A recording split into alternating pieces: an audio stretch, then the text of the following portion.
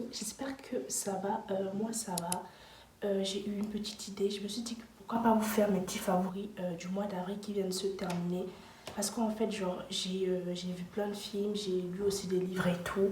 Et je me suis dit que genre, ça pourrait genre, aider et tout des gens, peut-être des recommandations de films ou de livres à lire. Et du coup, j'ai pris des petites notes et tout. Et voilà, du coup, je réfléchissais un peu genre à une idée de vidéo que je pourrais faire et tout, ou à une idée de trucs que j'avais envie de faire. Je me suis dit pourquoi pas du coup mes petits favoris. Et voilà, on va tout de suite commencer avec la catégorie culture. Parce que du coup, je vais vous recommander un livre que normalement vous m'avez vu lire dans les vlogs et tout. C'est La Reine aux yeux de lune de Wilfrid Nsonde. Je vous mets une image à l'écran. Franchement, pour vous récapituler grosso modo le livre, en gros, c'est l'histoire d'une femme, d'une combattante pour la libération de l'actuel Angola. Du coup, c'était à l'époque, en fait, genre pendant la colonisation et tout, à la place de l'Angola, il y avait des petits royaumes et tout. Et parmi eux, il y avait le royaume du Congo. Et en gros, genre, la reine aux yeux de lune, c'est un peu une figure et tout qui a genre milité pour que tous ces royaumes-là se regroupent et pour former un peu l'Angola actuel. Et du coup, franchement, ce livre, il est hyper intéressant. Il y a de l'aventure, il y a un peu de romance aussi. Donc, du coup, si vous aimez un peu les romances et tout, et que en même temps, genre, un peu d'action et tout, franchement, vous n'allez pas vous ennuyer. Il est incroyable ce livre. Et en plus, du coup, ça vous apprend un truc par rapport à l'histoire, par rapport à la colonisation et tout de l'Angola par le Portugal. En livre aussi, j'ai commencé, lui là, il n'y a pas longtemps, c'est Le Chant d'Achille, écrit par Madeleine Miller. Je l'avais entendu, je l'avais vu partout vraiment sur TikTok et même genre il y avait pas mal de gens qui en parlaient et tout. Et aussi il y a une meuf dans ma classe d'HLP qui avait lu un autre roman du même auteur. Du coup ça m'avait intriguée et tout. Et en faisant un peu ma liste de livres à lire et tout depuis ces 2 dernières semaines là, je me suis dit pourquoi pas le prendre. Et puis genre vu que récemment je m'intéresse un peu à la mythologie, à l'histoire et tout, je me suis dit ça pourrait m'intéresser. Je suis de retour. Du coup, je disais, voilà, je m'intéresse un peu, du coup, c'est un peu nouveau, mais je m'intéresse un peu genre à la mythologie, à l'histoire et tout. Et du coup, franchement, je vous conseille parce qu'il est bien là, je suis à peu près à la moitié du bouquin, du coup. Parce que là, pendant les vacances, j'étais un peu occupée. J'avais genre 2 autres livres et tout pour les cours à lire. Plus du coup, ma liste de livres personnels. Et parmi ma liste, il y avait ça. Du coup, j'ai essayé d'avancer au maximum. En plus des 2 autres livres que j'avais à lire, du coup, voilà, je suis à peu près à la moitié. J'ai lu 200 pages. Et franchement, j'aime bien. C'est une petite histoire chill et tout. En fait, ça parle d'Achille et de son lien d'amitié. Je vais pas vous spoiler, avec Patrocle, du coup, 2 personnages de la mythologie grecque super importants. Du coup, voilà, si ça vous intéresse un minimum, je peux absolument vous recommander à fond. Ensuite, toujours dans la catégorie genre art et tout, euh, du coup, il y a pas longtemps, j'étais au musée de l'Orangerie à Paris et j'ai découvert un nouvel, enfin, il y avait des expositions et tout. Et il y avait une exposition d'un peintre anglais, non britannique, si je dis pas de bêtises, qui s'appelle Robert Riemann. Et du coup, franchement, j'ai bien aimé son art et tout. Son art est assez simple, épuré. En fait, il n'y a pas de couleur, c'est vraiment tout blanc et tout. Du coup, je vous mettrai des petites vidéos et tout de la salle où il y avait, enfin, où ces arts étaient exposés et tout. Et franchement, c'était que du blanc. En fait, lui, il a une fascination pour le neutre, pour la blancheur, pour... vraiment, son art, c'est pas de couleur, c'est tout blanc, c'est tout simple et tout. Et du coup, ça m'a un peu intriguée et tout. Carrément, même au début, je cherchais les arts et tout. J'étais en mode, mais ils sont où les tableaux? Et en fait, les tableaux, c'était les petits cadres blancs.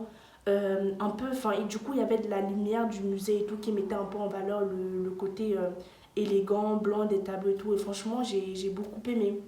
Et voilà, c'était ma petite recommandation de peintre. Et aussi, du coup, ouais, franchement, au début, pareil, j'étais un peu étonnée. Je comprenais pas trop. Mais j'ai lu, il y avait des petits trucs pour indiquer déjà qui il était. Il y avait même carrément une petite vidéo et tout qui racontait un peu sa biographie. Franchement, c'était hyper intéressant son exposition. Franchement, c'est validé. Si vous avez l'occasion d'aller au musée de l'Orangerie à Paris, je vous conseille genre d'aller regarder un peu. Après, du coup, vu que c'était une exposition, c'est censé avoir fin, non? Enfin, c'est censé être fini, non. En soi, il y avait une salle dédiée à lui. Donc, je pense que pareil, comme Claude Monet, il avait une salle pour lui. Je pense que vous pouvez toujours le retrouver si vous y allez toujours dans le même musée. Ensuite, en catégorie food, si vous avez vu mon vlog qui était en fait l'épisode 3 d'une série de... Non, c'était l'épisode 2 d'une série de vlogs que j'ai commencé là il y a quelques semaines. Je vous avais fait un épisode où je vous recommandais et tout des plats, de nouveaux adresses et tout. Et j'avais découvert une adresse de croque-monsieur. Et du coup, je l'ai mis dans mes favoris food du mois d'avril parce que j'ai vraiment aimé leur croque-monsieur et tout. À la fois, ça te calme, mais à la fois, genre, tu te sens pas lourde et tout après avoir mangé ça. Et du coup, franchement, j'avais beaucoup aimé. Ensuite, j'ai également mis les bagels au saumon. Parce que, genre là, au mois d'avril, j'en étais genre à 2 bagels au saumon. Et du coup, ça s'appelle le Léontine. Je sais pas si vous connaissez. Mais normalement, si vous allez souvent au Begelstein, ça vous dit sûrement un truc. Et du coup, en gros, c'est juste des bagels au saumon. Et t'as d'autres ingrédients à l'intérieur, genre du chorizo. Enfin, du coup, c'est des oignons rouges, de la salade et tout. Et bref, j'ai trop kiffé ce plat-là. Et du coup, c'était dans mes favoris food du mois d'avril.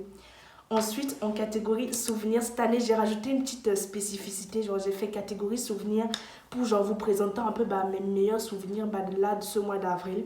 Déjà, il y a le carnaval qui a eu lieu dans mon lycée là. C'était quand c'était le 18. Non, qu'est-ce que je raconte? C'était avant mon bac blanc écrit de français. Du coup, c'était le mardi juste avant. C'était le 16, ouais. Le 16 là, avril. Et franchement, pépite, j'ai passé une trop bonne journée. En plus, j'aimais trop mon déguisement.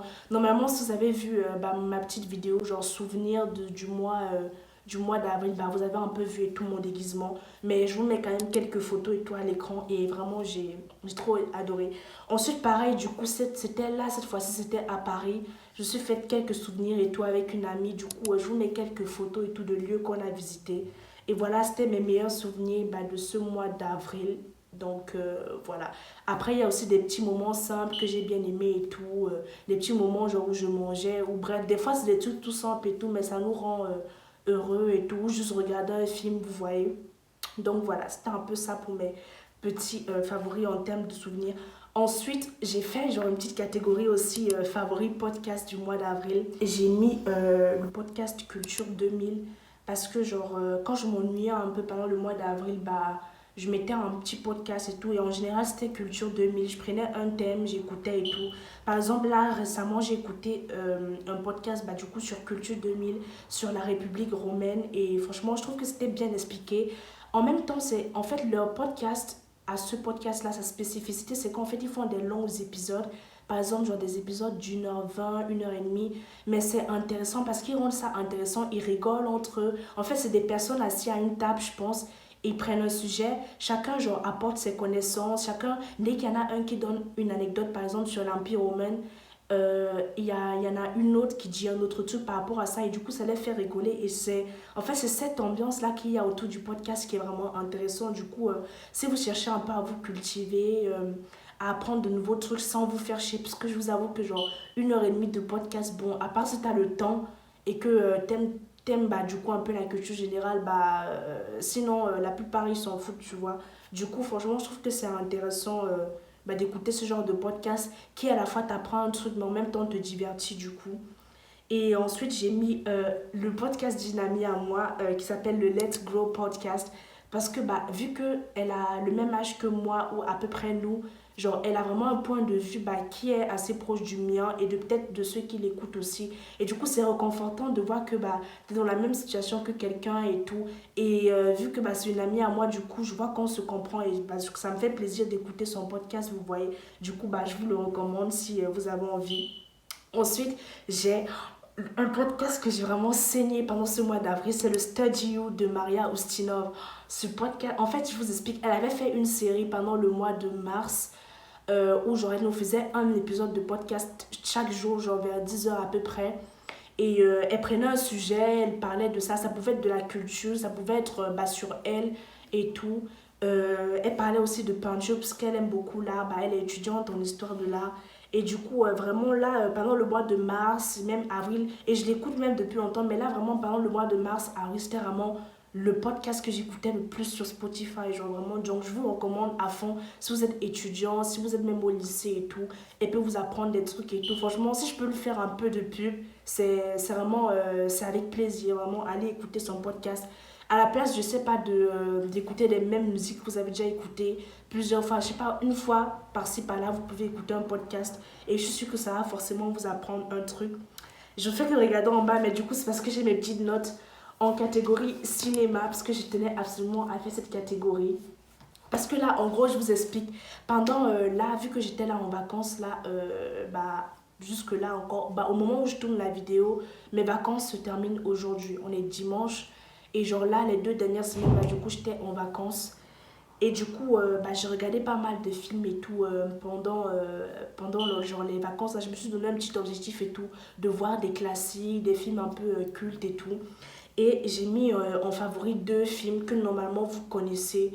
Après, peut-être le deuxième que je vais vous présenter, il est moins connu en général, mais le premier, normalement, quasiment tout le monde le connaît.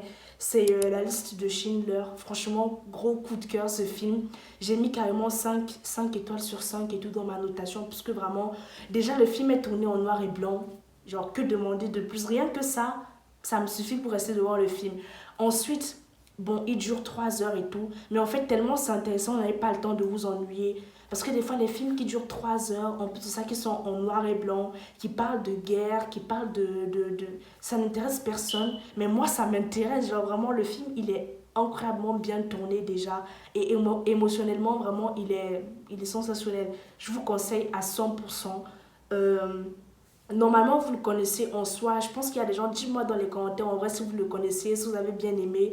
Et même, en vrai, ça m'intéresse que vous me donniez des petites recommandations et tout de films à voir. Parce que du coup, là, j'essaye de refaire un peu ma culture cinématographique. Donc, franchement, si vous avez des idées, n'hésitez pas, ça m'intéresse. Du coup, vraiment, ce film, je vous conseille à 100%. En fait, c'est pas le genre de film genre sur l'histoire et tout qui t'ennuie. C'est vraiment un film, je sais pas, vraiment génial humainement à voir. Vraiment, il faut l'avoir vu une fois, je pense. Ensuite, du coup, le deuxième film dont je parlais, c'est Braveheart. C'est un film, en fait, qui parle d'un leader qui s'est battu pour l'indépendance des Écossais. Et vraiment, ça raconte du coup un peu son combat et tout. D'où le titre Braveheart. Du coup, vraiment, pareil, je recommande à 100%.